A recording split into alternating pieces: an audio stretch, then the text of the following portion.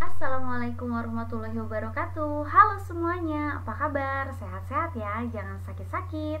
Hari ini kita akan membahas budidaya tanaman obat. Pernahkah kamu merasakan sakit seperti demam, sakit kepala, pusing, maupun yang lainnya? Nah, apa yang kalian konsumsi? Apakah obat-obatan herbal yang berasal dari tanaman obat atau bahkan obat-obatan kimia? Nah, pernahkah kamu melihat tanaman berikut yang tertera pada gambar? Tanaman tersebut merupakan tanaman yang biasanya bisa ditanam di sekitar pekarangan. Tanaman tersebut selain untuk keindahan juga dapat bermanfaat untuk kesehatan. Pernahkah kamu mendengar istilah apotek hidup atau toga tanaman obat keluarga? Apotek hidup atau tanaman obat keluarga adalah kegiatan budidaya tanaman obat di halaman rumah atau pekarangan sebagai antisipasi pencegahan atau mengobati secara mandiri menggunakan tanaman obat yang ada. Teman-teman, karena kita akan mempelajari budidaya tanaman obat, maka kalian harus tahu dulu apa itu pengertian budidaya. Budidaya merupakan usaha untuk menambah, menumbuhkan benda atau makhluk hidup agar lebih besar dan berkembang biak, bertambah banyak, mulai dari proses pembibitan sampai pemanenan dengan tujuan untuk mempertahankan jenisnya. Tahukah kamu, jikalau kamu melakukan kegiatan budidaya tanaman, maka kamu akan berpahala sedekah. Nabi Muhammad SAW menggolongkan orang-orang yang menanam pohon atau tanaman sebagai sodakoh. Hal ini diungkapkan secara tegas dalam hadis Rasulullah SAW yang artinya, tidaklah seorang muslim menanam tanaman, kemudian tanaman itu dimakan oleh burung, manusia, ataupun hewan kecuali baginya dengan tanaman itu adalah sodakoh. Hadis riwayat Al-Bukhari dan Muslim dari Anas. Tadi kamu sudah mengetahui apa itu yang dinamakan budidaya tanaman. Nah, sekarang yuk kita cari tahu apa itu tanaman obat. Tanaman obat adalah segala jenis tanaman yang sebagian atau seluruh bagian tanamannya diketahui mempunyai khasiat baik dalam membantu memelihara kesehatan maupun pengobatan suatu penyakit. Komoditas tanaman obat. Indonesia sebagai daerah tropis dapat membudidayakan tanaman obat sepanjang tahun karena tersedianya sinar matahari yang cukup. Kita patut bersyukur karena begitu melimpahnya sumber daya alam berupa tanaman obat yang kita miliki dan bisa dimanfaatkan dari tanaman tersebut. Setiap daerah memiliki komoditas tanaman obat yang berbeda. Perbedaan ini terjadi karena kondisi alam tiap daerahnya.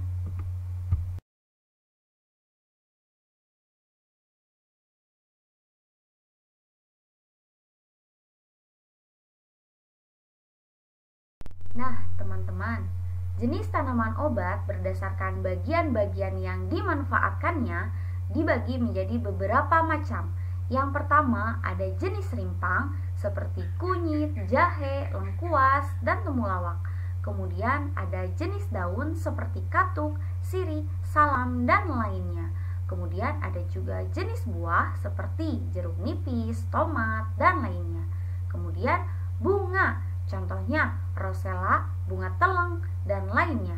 Kemudian ada jenis akar seperti akar wangi, ginseng, jenis batang, kayu manis, brotowali, dan terakhir ada jenis biji, contohnya lada, jintan, dan lainnya.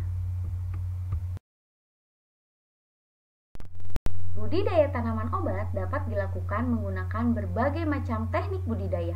Adapun beberapa teknik budidaya tanaman, yang pertama adalah teknik konvensional, yaitu menggunakan media tanah secara langsung.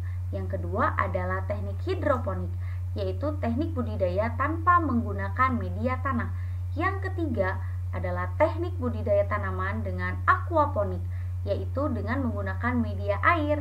Dan yang terakhir adalah teknik aeroponik, yaitu teknik budidaya yang menggunakan media udara. Tadi kalian sudah mengenal teknik budidaya tanaman obat. Nah, sekarang adapun model-model penanamannya. Yang pertama bisa secara vertikultur, yang kedua horizontal kultur, yang ketiga teknik berundak, dan yang keempat dengan teknik miring.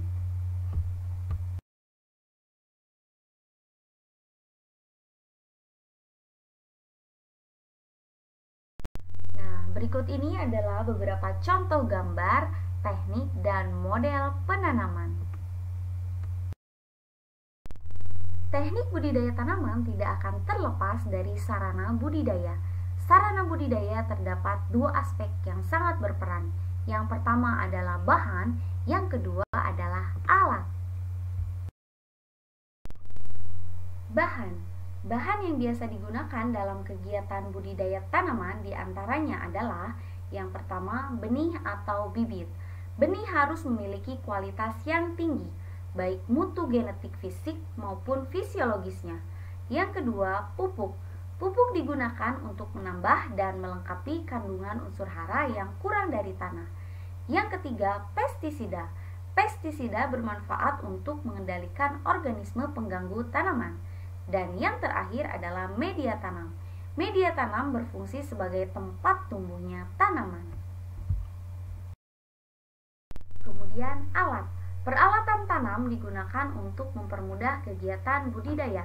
Adapun alat-alat yang biasa digunakan dalam kegiatan budidaya, yang pertama alat pengolah tanah seperti garpu, sekop, dan cangkul. Kemudian ada alat pemeliharaan tanah seperti sprayer, koret, dan gembor. Budidaya tanaman obat tidak terlepas dengan bagaimana cara tanaman tersebut berkembang biak. Perkembangbiakan tanaman dapat dibagi menjadi dua cara. Yang pertama adalah dengan cara vegetatif dan yang kedua dengan cara generatif. Vegetatif yaitu cara reproduksi tanaman secara aseksual. Dan yang kedua adalah perkembangan secara generatif, yaitu reproduksi tanaman secara seksual atau membutuhkan peran penting dari serbuk sari dan kepala putih. Berikut beberapa contoh perkembangbiakan tanaman dengan cara vegetatif. Yang pertama dengan tunas, yang kedua dengan cara stek, yang ketiga dengan cara cangkok, yang keempat dengan cara enten, dan yang kelima dengan cara ovulasi. Nah, teman-teman, sekarang bagaimana sih tahapan budidaya tanaman obat? Langkah-langkah budidaya yang pertama adalah pembibitan, yang kedua pengolahan tanah, yang ketiga penanaman, yang keempat pemeliharaan, dan yang kelima panen. Pembibitan. Hal yang harus diketahui dalam pembibitan adalah mengetahui syarat benih yang baik. Benih harus bersih dari benda asing, memiliki daya kecambah lebih dari 80%. Sebelum disemai, bibit diberikan perlakuan khusus agar bisa berkembang baik. Penanaman bibit atau pemindahan bibit harus dilakukan dengan baik. Jangan ceroboh agar tidak terjadi kegagalan dalam proses berikutnya. Pengolahan tanah. Tanah harus diolah terlebih dahulu agar siap tanam. Tanah digemburkan dan diberi perlakuan agar sesuai dengan syarat tumbuh tanaman. Tahapan berikutnya adalah penanaman. Penanaman dapat dilakukan dengan cara penyemaian maupun tanpa penyemaian. Jarak tanam setiap benih atau bibit perlu diperhatikan agar tanaman dapat ruang tumbuh yang seragam dan mudah disiangi. Selanjutnya adalah pemeliharaan. Lakukanlah pemeliharaan secara berkala, mulai dari penyiraman, pemberian pupuk, penyiangan dari organisme pengganggu, dan lainnya. Selanjutnya adalah pemanenan. Lakukan tahap pemanenan pada waktu yang tepat sehingga hasil panen memiliki kualitas yang baik. Perhatikan ciri dan umur panen. Pemanenan bisa dilakukan secara manual. Perlu kehati-hatian saat pemanenan agar kualitas hasil panen tetap terjaga.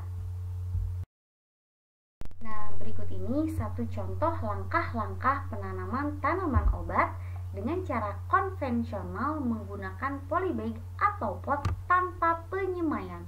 Yang pertama, siapkan alat dan bahan. Yang kedua, siapkan polybag atau pot dan lubangi bagian bawahnya. Yang ketiga, masukkan media tanam ke dalam polybag sampai 3/4 bagian polybag atau pot. Yang keempat, buat lubang kecil pada media tanam atau untuk tempat penanaman benih atau bibit. Yang kelima, bubuhkan atau letakkan benih atau bibit ke dalam media tanam yang telah disiapkan. Yang keenam, tutup benih atau bibit secara keseluruhan atau sebagian sesuai dengan jenis tanamannya. Yang ketujuh, siram menggunakan air secukupnya agar media tanaman lembab dan memudahkan tanaman menyesuaikan dengan lingkungan. Dan yang terakhir, amati dan peliharalah tanaman yang ditanam sampai bisa dipanen. Teman-teman, sampai di sini dulu pembahasan kali ini. Jangan lupa like, comment, subscribe, and share ke teman-teman kalian ya. Terima kasih. Wassalamualaikum warahmatullahi wabarakatuh.